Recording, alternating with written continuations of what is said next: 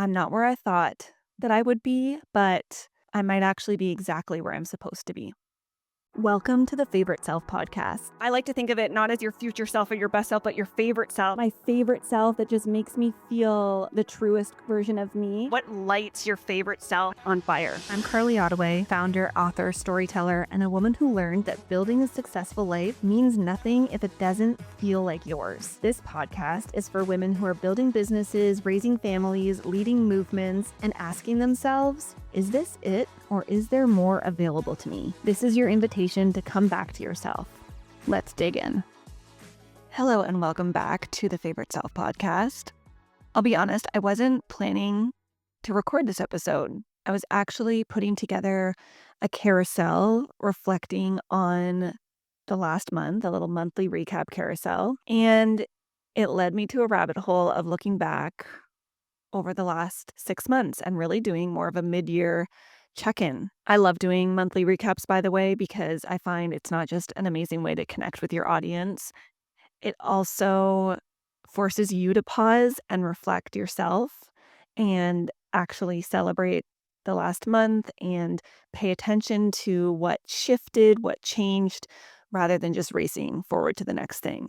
I usually do a whole ritual with it. I love to do a little meditation, I do some journaling, and then I go back through my camera roll and put my post together. And as I was doing this, I noticed something. Part of me was feeling incredibly grateful, and another part of me was feeling really restless. And this is a feeling that I've been dealing with a lot this year. Maybe you know the feeling. It's this feeling where you can see the growth objectively. You can see the progress. You can see the evidence that things are working, but there's still this voice inside you that is asking you, shouldn't I be further along by now? That voice has been loud for me lately. And if I'm being honest, I almost didn't want to admit that because from the outside, I feel like things have been so amazing. The podcast launched. I'm just about to do a book signing at Indigo. I am speaking on incredible stages. I'm guesting for really amazing events. I'm hosting my own events. The Favorite Self content experience was absolutely magical. I've built and nurtured these incredible relationships, and I've truly had opportunities that younger me was dreaming about, literally. And yet, there have been these moments where I have caught myself looking at the goals that I have not reached instead of appreciating the dreams that have already come into existence. So today I want to talk about what the first 6 months of the year have taught me so far. And the first lesson number 1, is that visibility is not the same thing as feeling seen. One of the biggest realizations that I've had, especially recently, is that visibility and being seen are not the same thing. For so long, I thought more visibility would create more certainty. It would come with more followers, more listeners, more downloads, more opportunities, more recognition. But visibility really is external, and being seen is internal. So what I've realized is that sometimes we are chasing more visibility when what we actually want and desire is simply to feel seen for our gifts, for our superpowers, by others, by our community, by the people we love, but most importantly, by ourselves. Because reality is, and I've known this for a long time, I write about this in my book, no amount of external validation can compensate for a lack of internal validation. I'll say that again. No amount of external validation can compensate for a lack of internal validation. Second lesson, the version of you that you are waiting to become is built through the things that you are avoiding. I think we all have this idea that one day we'll magically become confident enough, and then we'll launch the podcast, then we'll write the book, then we'll host the event, then we'll put ourselves out there. But confidence is not the prerequisite. It is the result. I did not become a podcaster and then start the podcast. I became one because I started before I felt ready. I didn't become an author and then write a book. I became an author through the process of writing it. And in fact, it was one of the biggest parts of the journey was becoming the author of my story as I was working through it. And it was about so much more than just writing the book. It was becoming the identity of the person who shared her story in this way.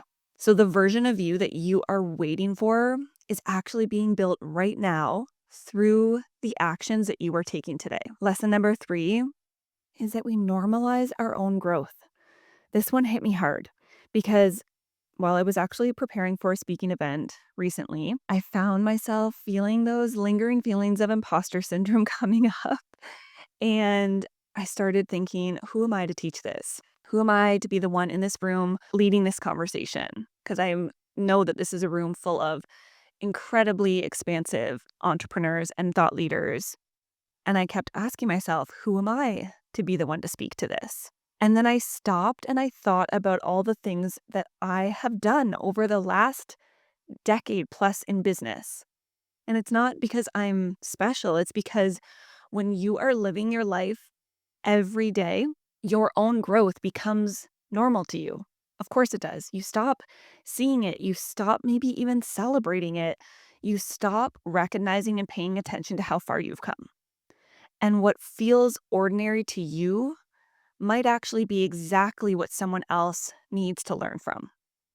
And again, this is why I love taking the time to pause and do these monthly reflections and check in with yourself right now at the 6-month point in the year to actually reflect and look back on not just the last 6 months, but I think more importantly, even the last 2 years, the last 5 years, and seeing your life now through the eyes of your younger self.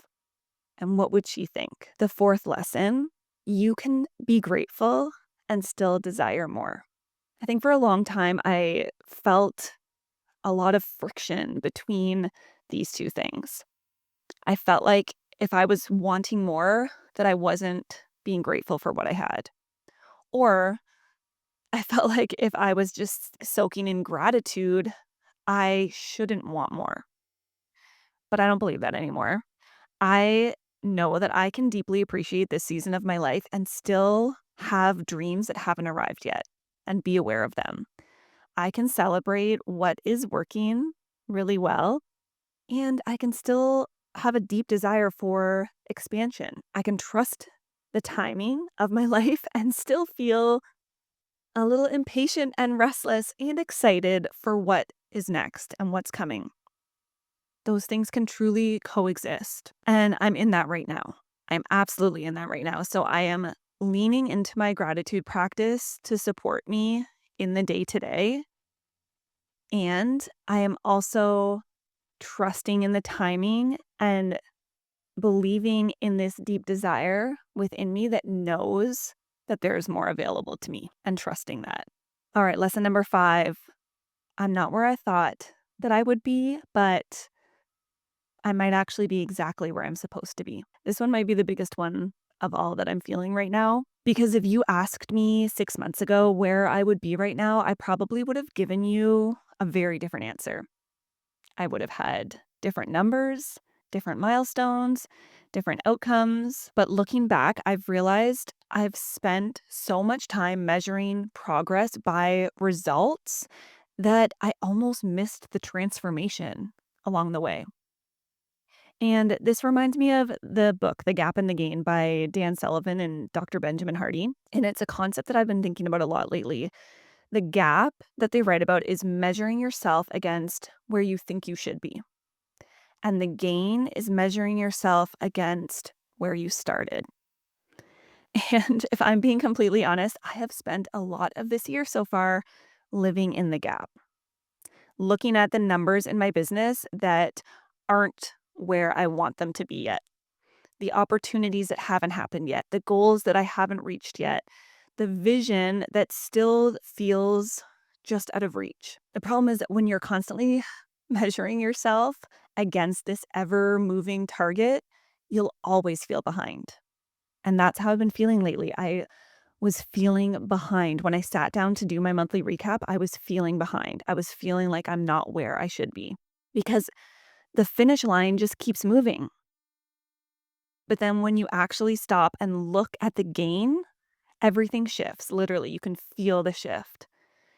And for me, that looks like seeing the woman who launched a podcast that was way more successful than she even imagined it would be, who is stepping into all of these opportunities that have come from publishing her book, who is hosting incredible events and holding space for other people to guide them back to their favorite selves and remember who they are and what their true purpose is and to lean and trust in their truth. I see a woman who's building deeper relationships. I launched a book club in real life. We meet in person every month. I launched it this year. I had this download come at the end of last year. I launched it in January, and it's one of my favorite things that I've done this year. And the women in the group have said the same. And I've also said yes to opportunities that once felt terrifying. And they still scare me. But I've said yes to them anyway. I'm stepping through the fear. I am in a space where I've really become more visible than I ever have before. And maybe that's why the gain is so powerful, because it reminds us that growth is not only measured by outcomes, by numbers, by metrics. It is measured by who we become along the way. And yes, the truth is I am not where I thought I would be right now. But I also think that's because the version of me who set those goals couldn't see everything that was waiting for me in between. She couldn't see the lessons. She couldn't see the shifts in relationships. She couldn't see the confidence, the experiences, and this becoming. And maybe that's the invitation for all of us, to stop measuring our lives against where we think we should be and really start recognizing how much we've already gained.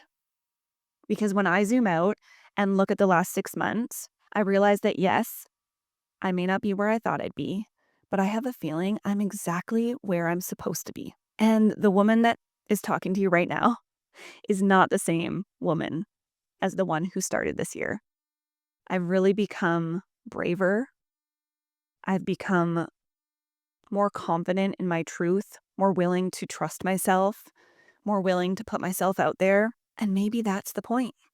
Maybe the goal was never just the result. Maybe the goal was actually becoming the person who is capable of holding it when it arrives. So if you have been feeling behind lately, if you've been looking around and wondering why everyone else seems to be moving faster, doing more, achieving more, and if it's left you questioning whether what you're doing is actually even working, I just want to leave you with this question. What evidence of growth have you normalized because it's become your new normal? Take a minute to take inventory.